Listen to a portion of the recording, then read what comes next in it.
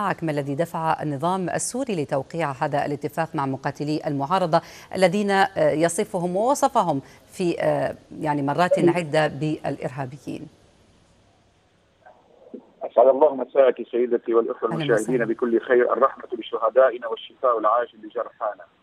بالتأكيد اليوم هناك اتفاقيات تبرم ما بين الدولة السورية وما بين المسلحين في عمليات مصالحة عمل عليها الخيرين والحكماء من أبناء الشعب السوري، وقد نجحت في حمص وفي بعض ريف دمشق وفي بعض الأماكن المتوترة.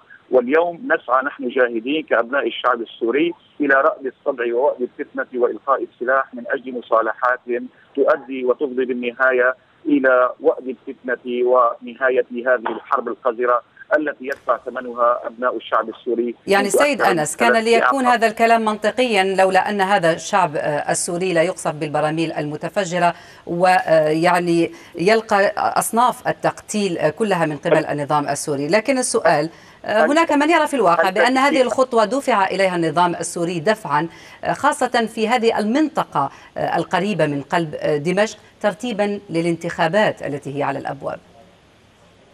هل تعتقدين أن عندما تنظرين بعين واحدة ولا تنظرين بكلتا العينان، عندما تتغافلين عن القذائف الموت وعن السيارات المفخخة التي تقتل مئات بل آلاف الأبرياء، وتتجاهلين لتسلط الضوء على البراميل التي تلقى من قبل الدولة السورية على المناطق التي يتخذ فيها المسلحون المدنيين دروعا بشرية؟ هذا إجحاف حقيقي. هذا ما عملتم عليه منذ البداية أنتم كإعلام مغرض تنفذون أجندة خارجية. نحن نؤكد أن هناك حربا قذرة تدار على الأمة السورية وعلى الشعب العربي. يعني هذا الكلام سمعناه كثيرا سيد أنس، ونحن نغطي الأحداث كما هي من مختلف المصادر. وستسمعينه دائما، لأن هناك تقدما حقيقيا لحماة الديار أبناء الجيش العربي السوري في كل الساحات المتوترة. بالأمس رأيناهم في حمص وفي حلب، وإن شاء الله في كل المناطق المتوترة، حتى ندحر هؤلاء المسلحين المرتزقة الذين عبر بهم الحدود ليعثوا في أرضنا قتلا وفسادا وخرابا. نحن نؤكد كشعب سوري أن الحل سوري، ونحن ننبذ كل الأجندات الخارجية وندعو كل أبناء الشعب السوري إلى اللحمة الوطنية وإلى نبذ العنف، وبالتالي إلى صد كل هؤلاء المسلحين الذين استخدموا من وراء الحدود من أجل تنفيذ أجندة خارجية لقتل أبناء الشعب السوري. ماذا عن من يتحدث بأن كل ما يحدث ليس سوى مسرحية، بدليل بأن كل اتفاقات المصالحة كانت تشوب عدة شوائب، وأن ما يتم الآن ما هو إلا تمهيدا للانتخابات كما ذكرت؟ بالتأكيد نحن كشعب سوري ماضون في الاستحقاق الدستوري في الانتخابات، وبالتالي لا يروق لأعداء سوريا ومن يدور في فلكهم، وكذلك الإعلام المغرض وأنتم منهم، من أجل تشويه الصورة التي تدار في الشارع السوري.